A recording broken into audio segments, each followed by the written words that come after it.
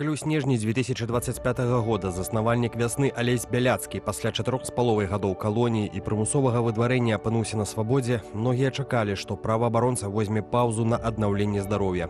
Аднак за першыя паўгады на волі Бяляцкі разгарнуў маштабную міжнародную дзейнасць. Яго маральны капітал стаў важным інструментам сусветнай палітыкі.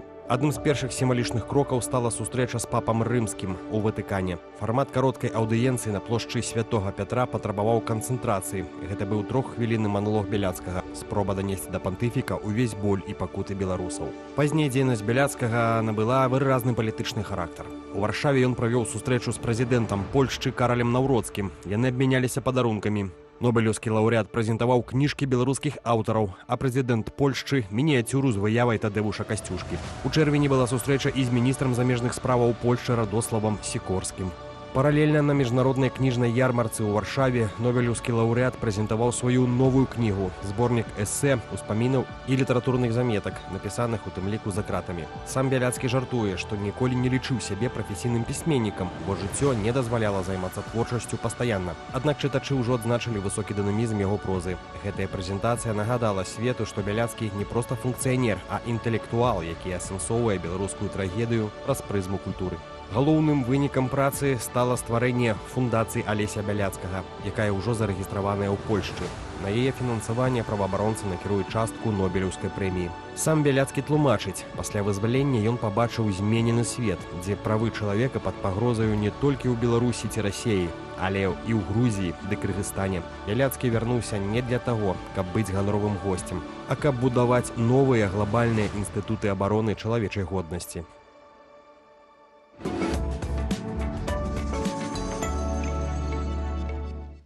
Так, менавіта Алесь Бяляцкі, кіраўнік праваабарончага цэнтру «Весна», нобелеўскі лаўрэат у нашай студыі. Вітаем, спадар Алесь. Добрай раніцы. Добрай раніцы. Дык, давайте адразу і да гэтага фонда. Вось факты некаторыя вядомыя. Вы стварылі фонд, ён міжнародны, ён зарэгістраваны, значыцца, у Польшчы, да, і місія яго перамагчы глобальны крызіс з правамі чалавека. Усё правильно? Так. На жаль, зараз мы рэгіструем свае арганізацыі па-за межамі Беларусі. В Беларусі это немагчыма зрабіць, таму гэтая фундацыя была зарэгістравана ў Польшчы. Спадар Алесь, я адразу падумала, што за недобрая сітуацыя. Алесь Бяляцкі перастае займацца Беларусю. Правда ці неправда?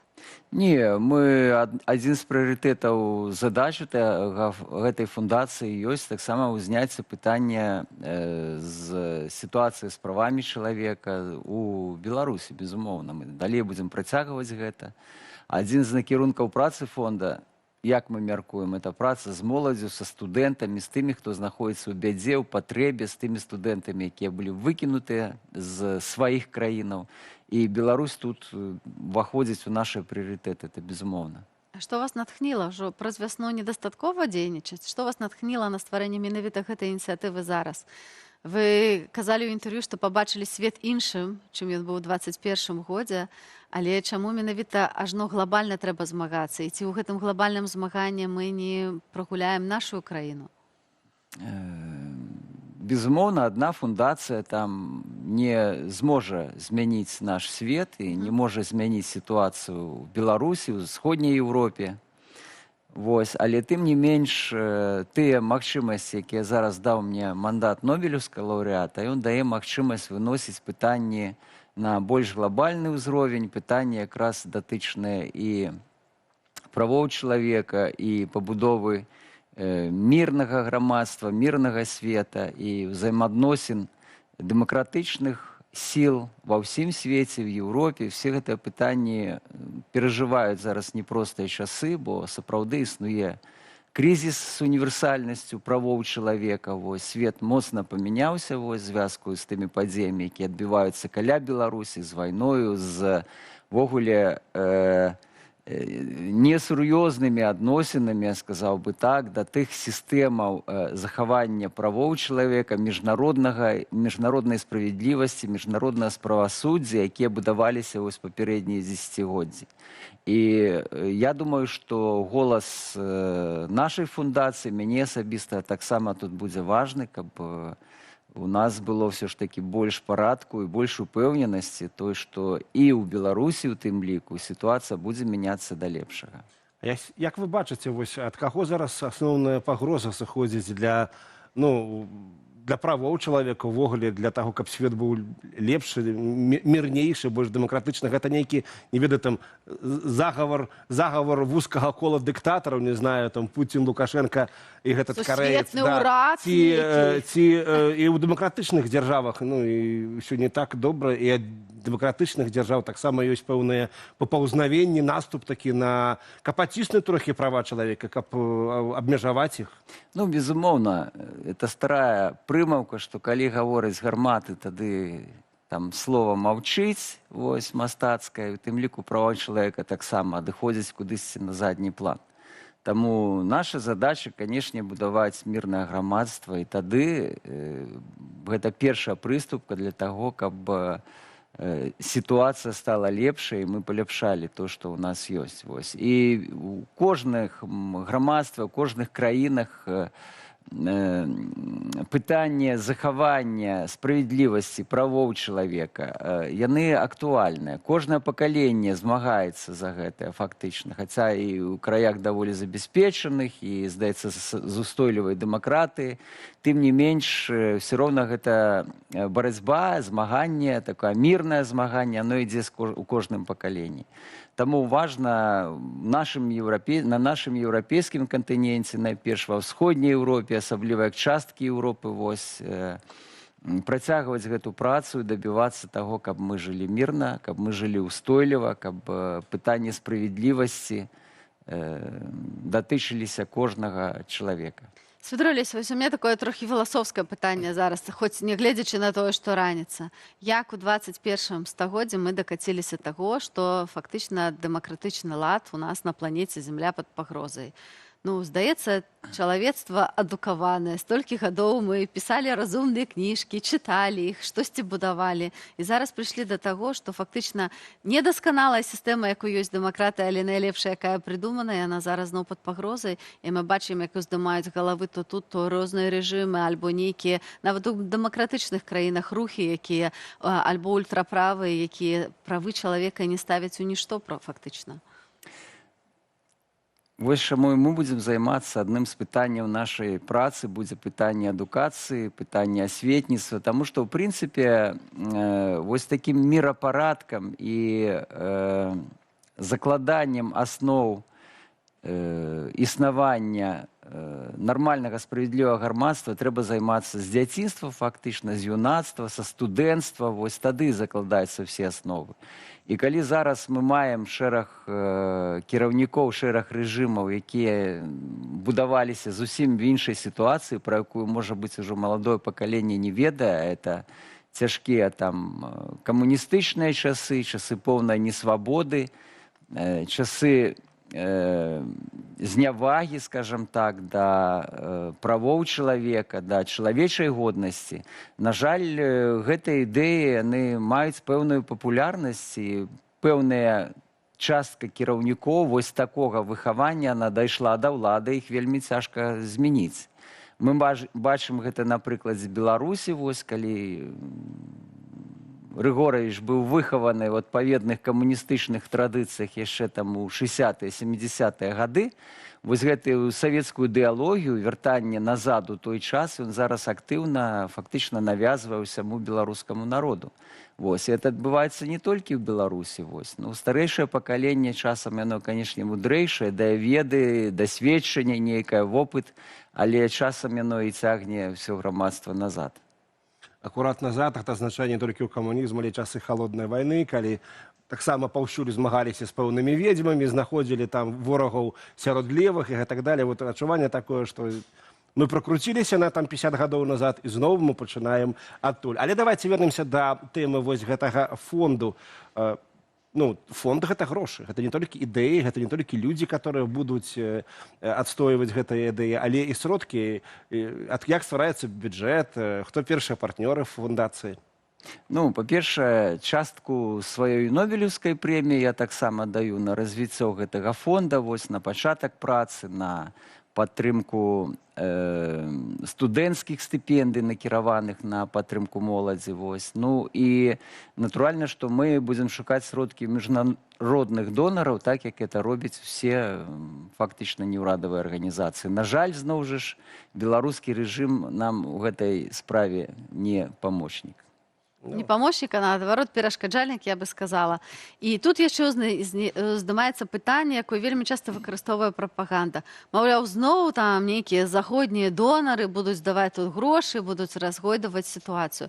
Вось мне здаецца, што варта патлумачыць, што сістэма, калі хтосьці ахвяруе грошы на такую дабрачынную гуманітарную дзейнасць, яна цалкам нармальная ў цывілізаваным свеце. Ну, безумоўна, тысячи, десятки тысяч громадских инициатив, они існують за складки рознага чина. Это складки, грошовые складки, финансовые, они могут быть и приватные, могут быть и властные. Может быть, праца ввогуле без грошей, коли человек вкладывает свой час, який он мог бы потратить на зарабление грошей.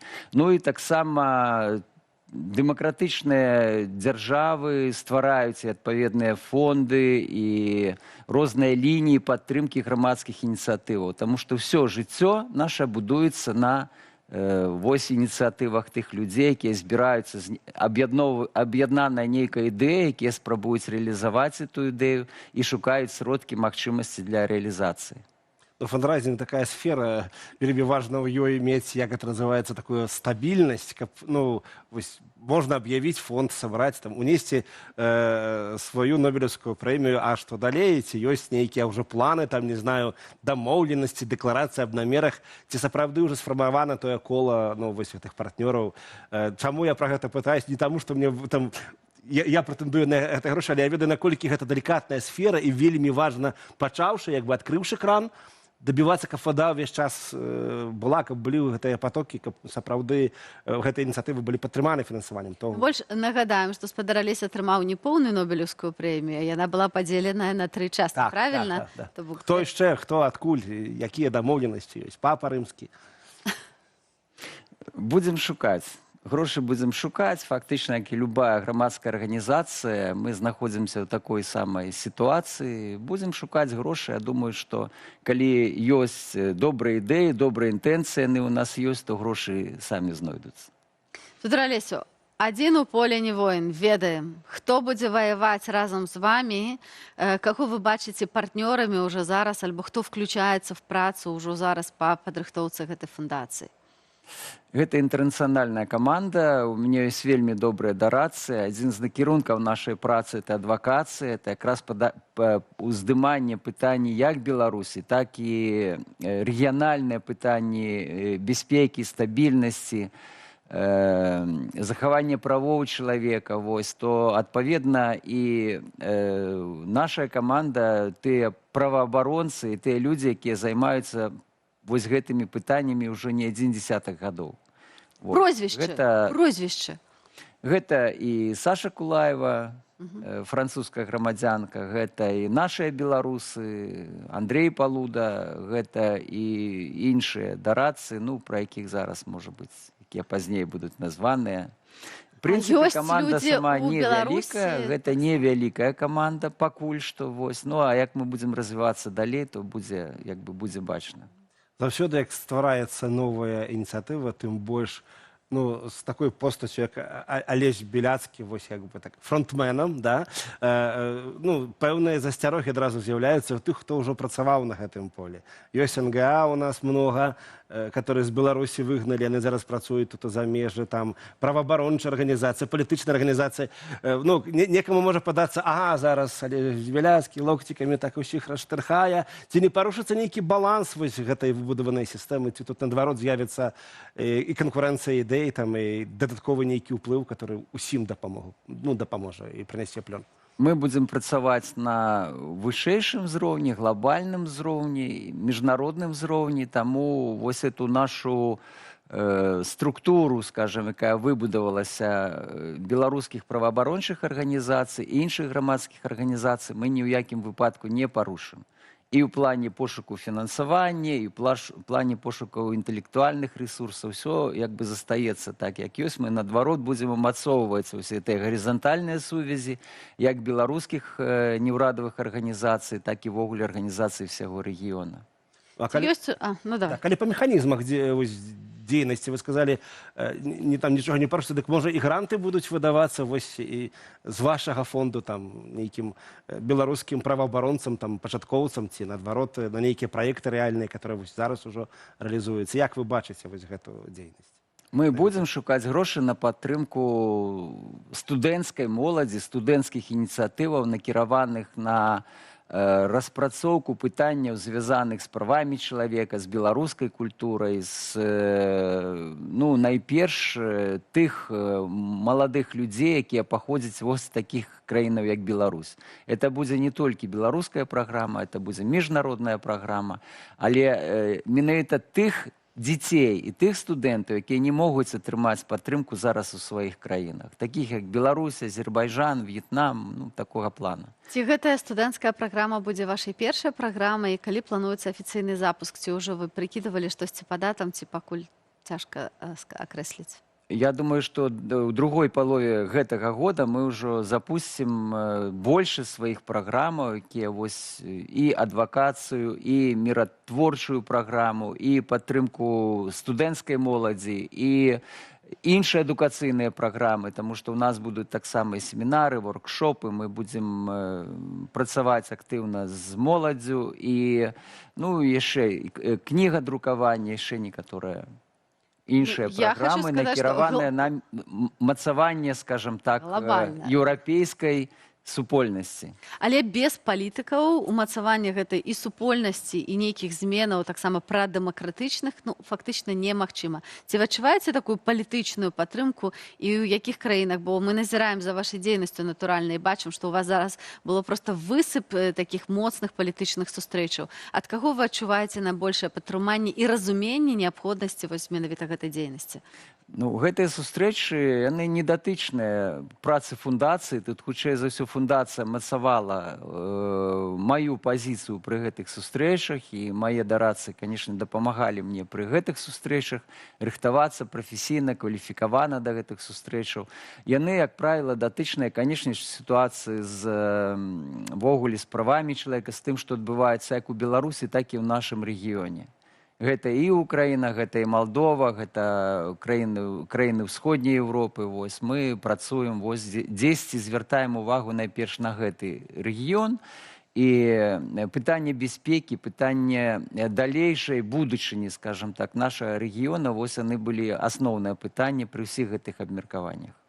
Адна з важнейшых такіх кірункаў дзейнасці праваабаронцаў – гэта дакументалізацыя тых злачынстваў, тых рэпрэсій, которые адбываюцца у Беларусі, паўсюль сёння адбываюцца нейкія парушэнні правоў чалавека, але мяне вельмі цікавіць, вось ёсць такі трэк, як бы звязаны з намі тымі, хто не ў Беларусі зараз. Гэта такі трансмежны, трансгранічны пераслед, транснацыянальны пераслед. Ці магчыма гэта дакументалізаваць, таму што гэта, таксама мы выехалі, вы выехалі іншыя палітвязні, напрыклад, і удагонку ляціць на гэнага арышт наложаны, на гэнага выклікаюць зноў. Дарэчы, да вас не прыходзілі з павесткамі новымі?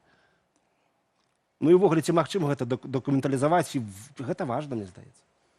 У меня фактычна нікога не засталося ў Беларусі, не ведаю, што там адбываецца зараз. Суседзі не кажуць, таму што шмат інфармацыі менавіта ад суседзяў таксама атрымліваем. Я такіх кантактаў не маю, такой інфармацыі зараз няма. Калі-небудзь можа з'явіцца. Але пытанне вось гэтай рэпрэсій трансгранічных, безумоўна, зараз адно з галоўных пытанняў у нас, і пры сустрэчах з міністрам замежных спраў Польшы, канешне ж, мы абмяркоўвалі гэта пытанне вось гэтых трансгранічных рэпрэсій, таму што яны датычацца значнай часткі беларусаў, якія жывуць зараз у Польшы. Мы бачым, што адбывалася масавыя обшукі пасля таго, як людзі ўдзельнічалі ў акцыях, мірных акцыях на 25 сакавіка ў Варшаве. Гэтыя обшукі, якія ішлі ў Беларусі зараз, яны з'яўляюцца непасрэдна звязаныя з новай крымінальнай справай, збуджаных супраць людзей, якія жывуць на тэрыторыі Польшы зараз. Больш за тое, ёсць факты узбуджэння крымінальных справаў супраць вызваленых по американскому треку «Палітвязняў». Дарэчы, ці на вас не завялі такую крымінальную справу, ведаеце ці не Яшчэ такая інфармацыя не даходзіла, ну, все можа быць. Але ў любым выпадку гэта сур'ёзныя выклікі, і гэта яшчэ раз гаворыць пра тое, што тэмпература, звязаная з сітуацыяй у Беларусі, яна ненармальная. Яна завышаная, рэпрэсіі працягваюцца, іншыя формы рэпрэсій узнікаюць. Мы бачым, што зараз супраць студэнтаў і сваякоў ЕГУ ідзе, і это рыхтуецца вельмі вялікі крымінальны працэс. Калі ён сапраўды адбудзецца, то сотні людзей могуць патрапіць пад крымінальную адказнасць. Это зноў жа адно з пытанняў, якія мы зараз актыўна абмяркоўваем вось пры гэтых сустрэчах датычныя сітуацыі ў Беларусі. Святар Алесю, не магу не запытаць. Апошнім часам прапагандысты часта ўзгадваюць вясну. Гэта відавочны адказ на вашу дзейнасць. Яны кажуць, маўляў, што не дакладныя дадзеныя і гэтак далей. Як вы можаце пракаментаваць вось тое, што зараз адбываецца, і гэту фактычна атаку на вашу арганізацыю? Ну, я хочу яшчэ дадаць, што нягледзячы на тое, што створана новая фундацыя, я застаюся старшынём праваабарончага цэнтра «Весна» і далей прыцягваю, ну, па меры магчымасці, канешне, ўжо тут больш мае калегі і сябры прыцягваюць тыя накірункі працы, якія ідуць у «Весне», але тым не менш я, канешне, дапамагаю чым магу і працы праваабарончага цэнтра «Весна», і далей прыцягваю кіраваць «Весной». Сітуацыя зразумела, інфармацыя ў Беларусі фактычна ўся схавана. І тое, што мы дастаем нейкую інфармацыю пра палітычных зняволеных, пра тыя тэрміны, якія людзі атрымліваюць, каго пасадзілі, каго затрымалі, дзе якія суды адбыліся, каго ўрэшце выпусцілі. Всё гэта ідзе зараз на прыватным узроўні. Інфармацыя збіраецца па крупінках, па нейкіх, ад самых розных крыніц гэтай інфармацыі. Людзі баяцца вельмі дзяліцца гэтай інфармацыяй. Безумоўна. І нават самі палізняволеныя часам не хочуць таксама трапляць у гэтыя спісы па розных прычынах. Я это бачыў на свае вочы. А тым больш сваякі, якія рэальна баяцца, родныя, якія рэальна баяцца тое, што это можа пагоршыць сітуацыю для палізняволеных у турме, калі яны патрапяць раптам нейкія, ну, стануць вядомымі, скажам так. То, адпаведна, мы заўсёды казалі, я заўсёды казаў, што калі мы называем лічбу 850 ці 910 палітычных зняволеных, то гэта прыкладная лічба. Ніколі нельга сказаць дакладна, ну, на сённяшнюю хвіліну, што там адбываецца. Па-першае, таму што пра частку людзей мы не ведаем, якія сядзяць. А па-другое, што вось і некаторыя выходзяць, і мы таксама не паспяваем зразумець, ці на волі чалавек, ці яшчэ сядзіць, таму што не ведаем дакладны тэрмін, які чалавек гэты атрымлівае. Вось, ну, ад гэтага атрымліваецца пэўна плаваючая такая, як бы, планка гэтых палізняволеных, але я скажу, што гэта не страшна, это не смяротна, таму што это лічба, на якую мы арыенціруемся. Няхай яна будзе там трошку большая, трошку меншая, но мы уяўляем сабе вось маштабы гэтых рэпрэсій, сыходзячы менавіта з гэтага аб'ёма інфармацыі, таму што іншага аб'ёма няма. Чаму менавіта «Весну» зараз? Бо вы, ну, амаль адзіныя, хто гэтай лічбы пацвярджаеце, і чаму... Мы пастаянна іх верыфікуем, пастаянна шукаем інфармацыю, пастаянна спрабуем нейкія удакладніць, безумоўна. Ну, гэта праца, зразумела, што беларускія прапагандысты актыўна працуюць, і яны фактычна з'яўляюцца часткай вось этой машыны рэпрэсіўнай. Вось, то это, адпаведна, это праца... Быў загад фас на «Весну». Каб дыскрэдытаваць і нашыя лічбы, і праваабаронцаў, паказаць, што там вось яны займаюцца невядома якімі лічбамі называюць, што яны там лічаць, незразумела. Это, зразумела, такія прапагандысцкія штукі, накіраваныя на частку людзей, якія глядзяць гэтыя перадачы, можа быць, не крытычна да іх ставяцца. Ну, відаць, яны, можа, чакалі, вось выйдзе Бяляцкі, зараз будзе займацца здароўем, а тут раз, сустрэча за сустрэчай. Дарэчы, вось з гэтым звязана наступнае пытанне. Ну, сапраўды, звычайна чалавек ходзіць, і там пэўны час нейкі патрэбен адаптавацца, рэабілітавацца. Вы адразу амаль што ўключыліся ў вельмі актыўную такую, ну, грамадска-палітычную дзейнасць. Як, увогуле, самаадчуванне зараз, як здароўе, не ведаю, там турэмныя звычкі нейкія, можа, не даюць непакою, не ведаю, там прачынаецеся ў 5 і думаеце, колькі ісці там на паверку. Ну, вы трошкі раскажыце вось гэту прыватны бок свайго жыцця. Всё гэта таксама мяне датычыць, і таксама праблемы звязаныя з тым, што ты мяняеш рэзка сітуацыю, потым пачынаеш прыходзіць сябе, яны ёсць у мяне.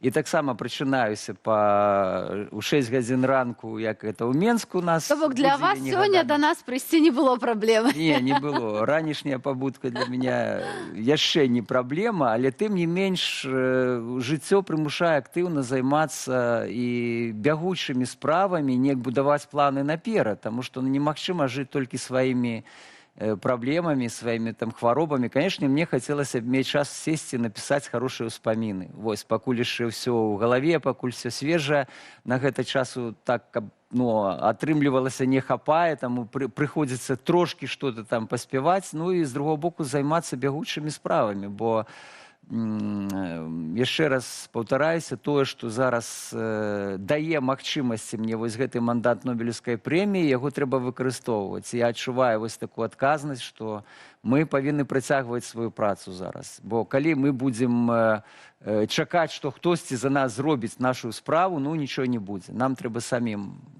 упірацца і працягваць працаваць, не гледзячы там на тое, ці ў цябе там як бы ёсць нейкія праблемы, ці там псіхалагічныя праблемы пасля зняволення, ці што, тут на гэта не хапае часу. Но это, дарэчы, адзін са спосабаў змагання з гэтымі праблемамі, калі ты проста падключаешся да актыўнай працы, тады менш як бы тады рэфлексуеш і думаеш, а што ж гэта было ў папярэднія гады з табой. Спадару Алесю, мы трымаем кулакі, жадаем вялікіх поспехаў у вашай паўстаючай фундацыі, каб было шмат партнёраў, шмат добрых справаў, гэта зараз вельмі патрэбна. Са свайго боку скажу, калі бы я была зараз студэнткай, я бы абавязкова падалася на стыпендыю Беляцкага. И я б с тобой пошел. Ну, а я б вас абавязкова пазнаёміў з іншымі нобелеўскімі лаўрэатамі, таму што гэта ёсць запланавана, мы актыўна працуем таксама з іншымі нобелеўскімі лаўрэатамі, мы нашых беларусаў будзем падцягваць. Трымаем за слова. Я уже, дарэчы, калісьці была знаёмая з Янусам Юнісам і з Лехам Валенсам, так што спадзяемся, што вы пашырыце наша кола сяброў нобелевскіх лаўрэатаў, якія Беларусь любяць і разумеюць. Яві мы с тобой цяпер у адным поціску ад цэлай кагорты нобелянтаў. Вот з намі быў Алесь Беляцкі, нобелянт, праваабаронца. Мы размаўлялі пра тое, як будзе працаваць фундацыя новаствораная, якія будуць першыя праекты. Вось вялізны дзякуй, што вы да нас прыйшлі.